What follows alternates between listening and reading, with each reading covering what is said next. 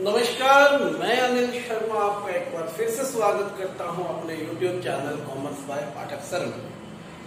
आज की जो ये वीडियो रहेगी वह है वेटेड एवरेज प्रॉफिट मेथड से गुडविल कैलकुलेट करने की रहेगी। आपको पता है कि we are going through the calculation of goodwill and average profit method of calculating goodwill is going on. तो एवरेज प्रॉफिट मेथड जो सिंपल तरीके से निकाला जाता था वो मैंने बता दिया। एवरेज प्रॉफिट को दो तरीकों से निकाला जाता, एक सिंपल था और दूसरा क्या था, वेटेड एवरेज प्रॉफिट। अब वेटेड एवरेज प्रॉफिट का आज पूरी की पूरी ये वीडियो जो है वेटेड एवरेज प्रॉफिट से रिलेटेड रहेगी। ठीक है, समझ में आई बात। वेटेड एवरेज प्रॉफिट से गुडविल कैसे कैलकुलेट करेंगे वो मैं आपको बता देता हूं। इसमें कोई भी चेंज नहीं आएगा गुडविल के फॉर्मूले में। गुडविल का फॉर्मूला कल क्या था, एवरेज प्रॉफिट था। Average profit into number of years.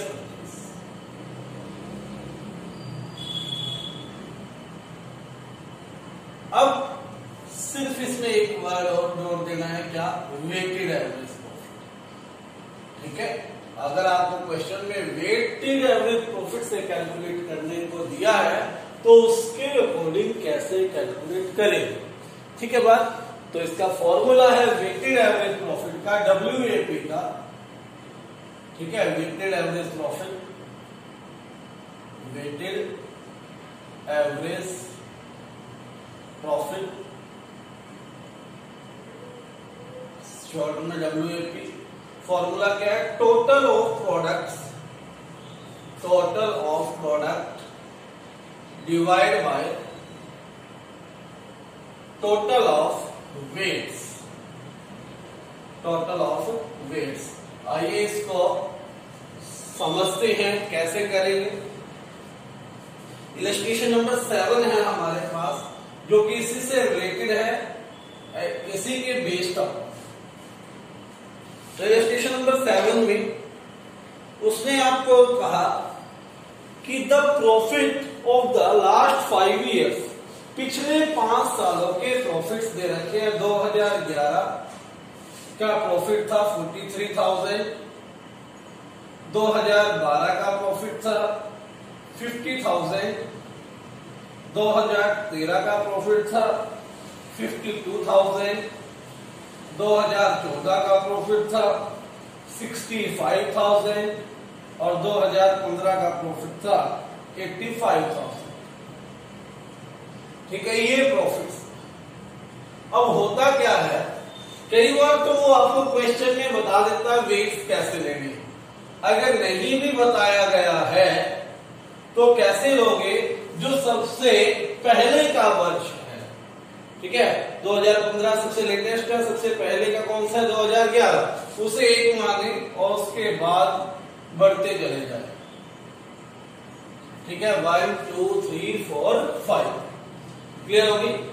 उसके बाद क्या करना है, फॉर्मूला आपको समझ में आ गया, टोटल ऑफ प्रोडक्ट है, तो यानी कि अब क्या निकालना है, प्रोडक्ट निकालना है।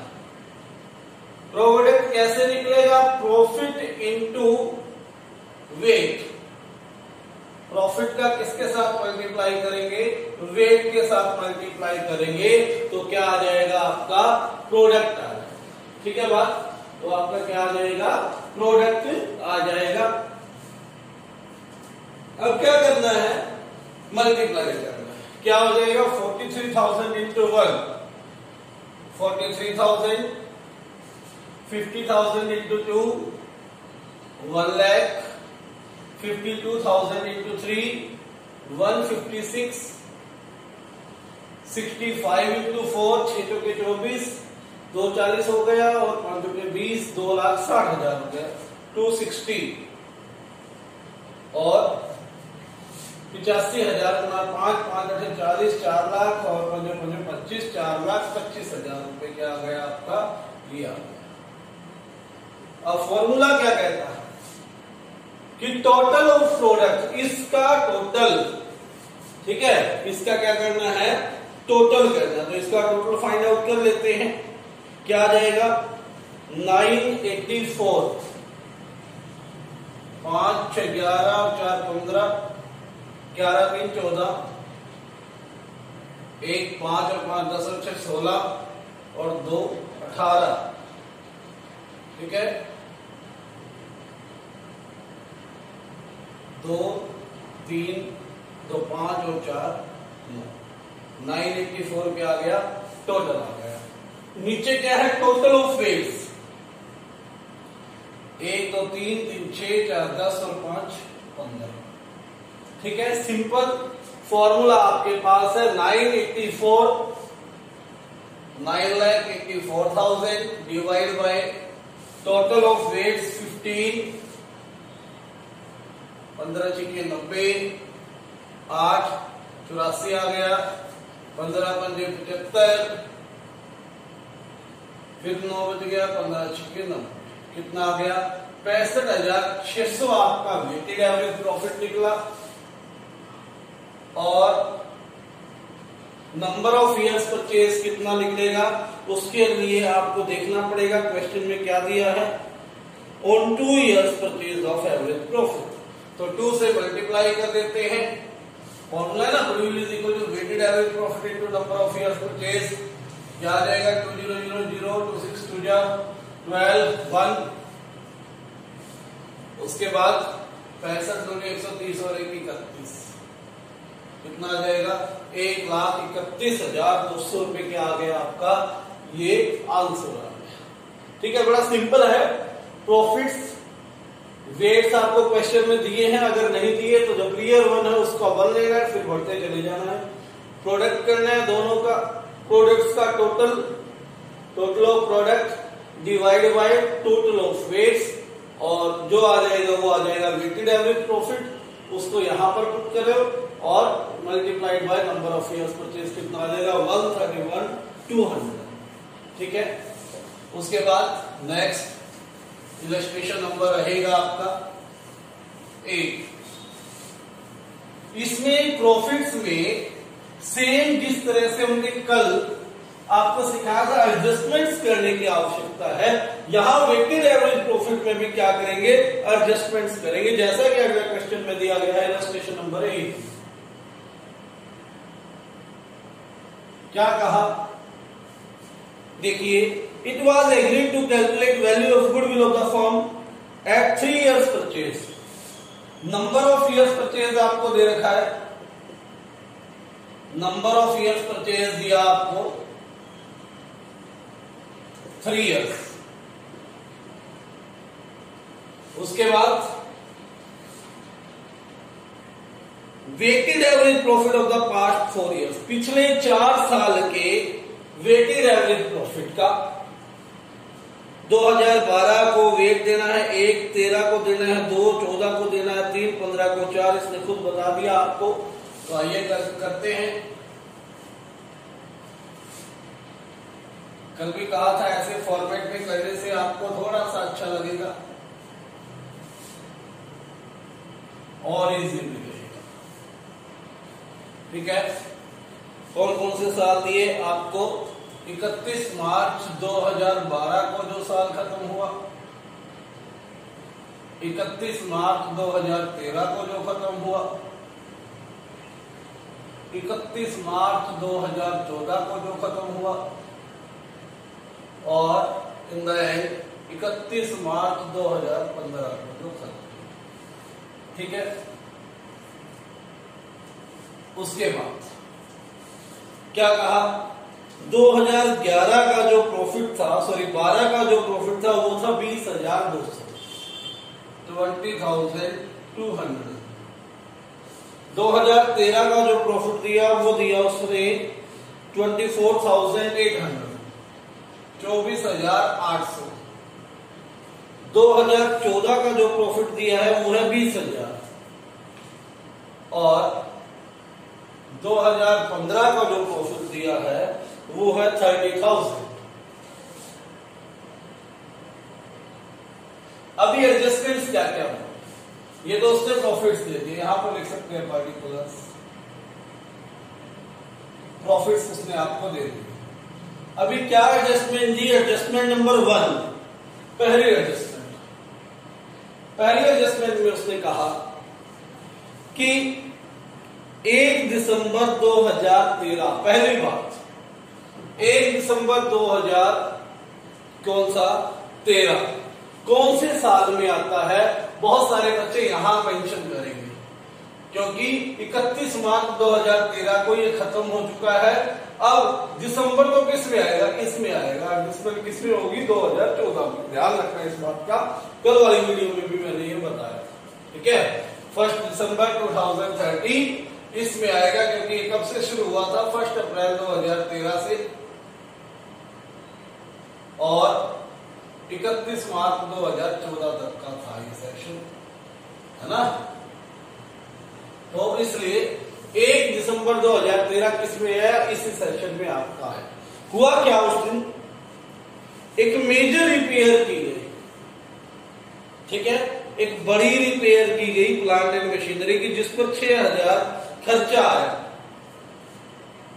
ये वाला सम जो है आपको कैपिटलाइज करना है गुडविल के लिए, ठीक है, और 10% डेप्रिसिएशन लगाना है रिड्यूसिंग बैलेंस मेथड में। समझिए, दो चीजें होती है, एक कैपिटलाइजेशन यानी कि कैपिटल एक्सपेंडिचर, एक होता है रिवेन्यू एक्सपेंडिचर। रिवेन्यू एक्सपेंडिचर हम प्रॉफिट एंड लॉस में लिखते हैं, कैपिटल एक्सपेंडिचर बैलेंस शीट के असेट साइड लिखते हैं।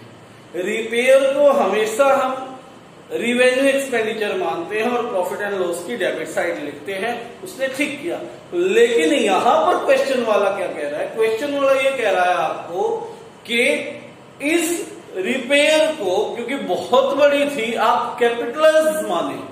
गुडविल कैलकुलेट करने के लिए आप इसको कैपिटलाइज माने, यानी कि ये रिपेयर एक खर्चा ना होकर, कैपिटलाइज का मतलब बैलेंस शीट की असेट साइड जाना चाहिए, क्योंकि कैपिटल एक्सपेंडिचर परचेज करना, लैंड परचेज करना, बिल्डिंग परचेज करना, ये सारे के सारे कैपिटलाइज एक्सपेंडिचर है। इसी तरह का ये एक्सपेंडिचर है कि ये वाली जो रिपेयर थी इसको असेट की वैल्यू में प्लस करना है इस पर्पस के लिए, यानी कि प्रॉफिट जो हमने रिपेयर के रूप में माइनस कर रखा इस साल में से, वो वापस क्या कर देना है? 6000 रुपए यहां पर ऐड कर देना है। क्या करेंगे? ऐड कैपिटलाइजेशन ऑफ रिपेयर, कितना? 6000 रुपए, ठीक है। 6000 रुपए हमने क्या कर दिया? ऐड कर दिया।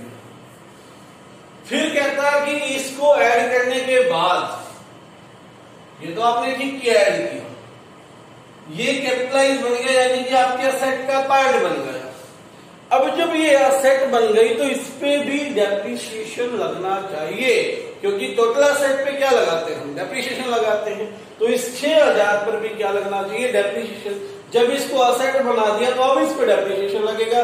पहले खर्चा था तो तब उस पे नहीं लग रहा था, तो क्या करना पड़ेगा? डेप्रिसिएशन को लेस जरूर करना पड़ेगा, ठीक है। कितना आ गया यहां पर? 20,200, 24,800, 26,000 और 30,000। डेप्रिसिएशन एक खर्चा है, लेस डेप्रिसिएशन। कौन से मेथड से? रिड्यूसिंग बैलेंस मेथड से। उसने कहा आपको लगाना है 10% पर है। 1 दिसंबर को हुआ 6000, 10%, चलिए देता हूं यहां, शायद आपको दिखाई ना दे रहा हो। 6000 इंटू 10%। 1 दिसंबर को, दिसंबर, जनवरी, फरवरी, मार्च, 4 महीने, 4 × 12, इस 0 से ये 0 कैंसिल, इस 0 से ये 0 कैंसिल, और 3 दूनी 600, 3 दूनी 6, और 200 रुपए क्या आ गया? आपका डेप्रिसिएशन आ गया। तो यहां से क्या करे? 200 रुपए डेप्रिसिएशन घटा।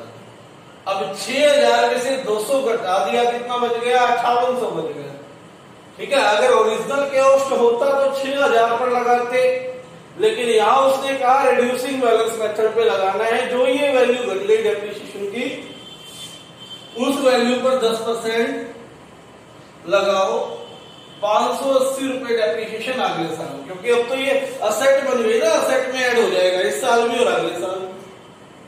तो 580 रुपए अगले साल क्या करना है, माइनस करना है। क्या आ जाएगा, 20 200, 24,800, 26 200 में से 25,800 और 29,420। अब आगे क्या कहता है, दूसरी एडजस्टमेंट में, ये पहली एडजस्टमेंट थी जो पूरी हुई। सेकंड एडजस्टमेंट में उसने कहा closing stock for the year ended 31 March 2013 was over valued bye 2400। ठीक है, 2013 का जो क्लोजिंग स्टॉक था वो ओवर वैल्यूड था, ज्यादा था। ये वाला 2013 क्लोजिंग स्टॉक क्या था, ओवर वैल्यूड था, ज्यादा था। पहले बात आपको ये देखना है क्लोजिंग स्टॉक की पोजीशन क्या होती है फाइनल अकाउंट्स में।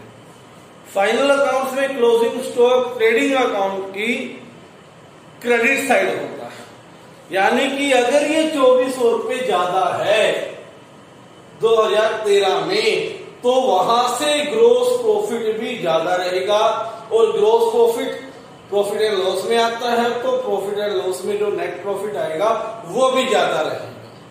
ठीक है, इसलिए क्या करना पड़ेगा, लेस करना पड़ेगा over valuation of closing stock. 2013 में 2400 रुपए क्या कर दिए मैंने, माइनस कर। ठीक है, कितना था, 2400 रुपए ही क्या था, ज्यादा था। समझ में आ गई, क्लोजिंग स्टॉक ज्यादा था, यानी कि क्रेडिट साइड ट्रेडिंग अकाउंट की ज्यादा थी, तो जो ग्रोस प्रॉफिट आया होगा वो भी ज्यादा हुआ होगा। ग्रोस प्रॉफिट आगे ट्रांसफर होता है नेट प्रॉफिट में, प्रॉफिट एंड लॉस अकाउंट में, तो उससे नेट प्रॉफिट जो निकला होगा वो भी ज्यादा रहा होगा। जो ये नेट प्रॉफिट आया 24,800, उसमें 2400 रुपए ज्यादा है, तो यहां से क्या कर दिया हमने, माइनस कर दिया। अब दूसरी बात जो आपको याद रखनी है कि जो 2013 का क्लोजिंग स्टॉक है वो 2014 का ओपनिंग स्टॉक है। ठीक है, 2013 में जो क्लोजिंग स्टॉक था 31 मार्च 2013 को जो क्लोजिंग स्टॉक था 1 अप्रैल 2014 को वो ओपनिंग स्टॉक था। अब ओपनिंग स्टॉक भी 2400 रुपए क्या था, ज्यादा था। ठीक है, ओपनिंग स्टॉक भी क्या था, 2400 रुपए ज्यादा था। और ओपनिंग स्टॉक की पोजीशन कहां होती है, ट्रेडिंग अकाउंट की डेबिट साइड, यानी कि 2400 रुपए ज्यादा घटा रखे हैं नेट प्रॉफिट में से, इसमें से 2014 में से, तो प्रॉफिट क्या हो गया, कम हो गया। इसी प्रकार ग्रॉस प्रॉफिट जब कम हुआ तो नेट प्रॉफिट भी कम हो गया होगा लास्ट में, तो वापिस यहां पर 2400 रुपए क्या कर देना है, प्लस कर देना है। ठीक है, अल्टीमेटली क्या रिजल्ट आया आपका, रिजल्ट ये आया कि 2013 का प्रॉफिट क्या हो गया था, ज्यादा हो गया था, कम कर दिया। 2014 का प्रॉफिट है कम हो गया था, ज्यादा हो गया। किसके कारण, over valuation of A closing stock के कारण। 20,200 0 0 8 में से 4 गया 4 और 24 में से 2 गए 22,400। उसके बाद 0 0 4 25 माइनस 2 23 और इधर क्या आ जाएगा 29,420। ये थी सेकेंड एडजस्टमेंट। तीसरी एडजस्टमेंट में कहा उसने कि एक एनुअल चार्ज है, एनुअल का मतलब हर साल होने वाला कोई भी खर्चा, रिकरिंग होता है। कितने रुपए है, 4800 रुपए है, किसके, मैनेजमेंट कॉस्ट के। तो ये हो गई रिकरिंग एक्सपेंस। मैंने कहा था रिकरिंग एक्सपेंस जो है हर साल में से क्या कर देना है, माइनस कर देना है, less management cost. Management cost annual, यानी कि कैसी हो गई, लिख देता हूं मैं यहां पर, रिकरिंग इन नेचर। जो चीज नेचर में रिकरिंग हो उसको हर साल में से क्या करते हैं, माइनस करते हैं 4800, 4800, 4800। ठीक है, अब सब एडजस्टमेंट्स के बाद आपके प्रॉफिट्स कितने आए ये देखते हैं। 0 0 12 में से 8 गए 4, 19 में से 4 गए 5। 2012 का आया आपका 15,400, बिल्कुल ठीक है। 2013 का 0 0 14 में से 8 गए 6, 11 में से 4 गए 7, 17,600 रुपये आया 2013 का। ठीक है, 2014 का 0 0 14 में से 8 गए 6, 12 में से 4 गए 8 और 18,600 आ गया आपका 2014 का। ठीक है, सॉरी यहां पर गड़बड़ है, क्या गड़बड़ है, हाँ 2400 रुपये ये प्लस करने थे, हमने माइनस कर दिया, सॉरी ध्यान नहीं दिया। तो 0 0 8 4 12 1 6 2 8, 28,200 में से 4800 माइनस करेंगे। 0 0 12 में से 8 गए 4, 7 में से 4 गए 3, कितना आ गया 23,400 रुपये आपका यहाँ पर क्या आ गया आफ्टर एडजस्टमेंट प्रॉफिट आया। अब क्या हुआ 0 2 14 में से 8 गए 6, 8 में से 4 गए 4, 24,620 क्या हुआ 2015 में आपका प्रॉफिट आ गया। करना किस मेथड से था, वेटेड एवरेज प्रॉफिट मेथड। अब वेटेड एवरेज प्रॉफिट निकालते हैं, कैसे निकलता है आपको पता है। इस साइड क्या लिखेंगे, प्रॉफिट 15,400, 17,600, 23,400 और 24,620। यहां वेट्स कितना 1 2 3 4, प्रोडक्ट क्या हो जाएगा 15,400 गुना 1 15,400, 17 34 35,200 आ गया यहाँ। ठीक है, 23 3 69 14 4 70,200 आ जाना चाहिए। 24 चौके 96, 6 चौके 2400, 98,420, 98,480 सॉरी 98,480 रुपये यहाँ पर इसका है। अब इसका टोटल करते हैं, इनका टोटल जो आपका आएगा 2,19,280 रुपये आएगा।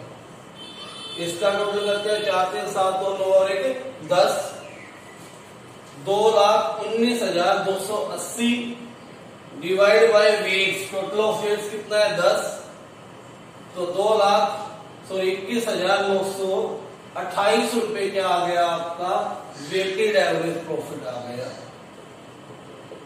ठीक है, अब क्या निकालनी है, गुडविल का फॉर्मूला मैंने बताया था, weighted average profit into number of years purchase, 21,928 into 3, 3 8 24, 2 3 2 6 2 8, 1 3 27, 2 3 3 और 2 5, 3 2 6, कितना आ गया 65,784 रुपए आपका आंसर आ गया इसका गुडविल। ठीक हो गई बात, ये था आपका इलस्ट्रेशन नंबर 8। अब आपका होमवर्क क्या रहेगा आज का होमवर्क आपको बता दूं मैं, वो रहेगा इलस्ट्रेशन नंबर 7, 8 मैंने करवा दिया, यानी कि आपका रहेगा प्रैक्टिकल नंबर 7 8 और 9 प्रॉब्लम्स डिस्कस कर लेंगे कल ग्रुप में।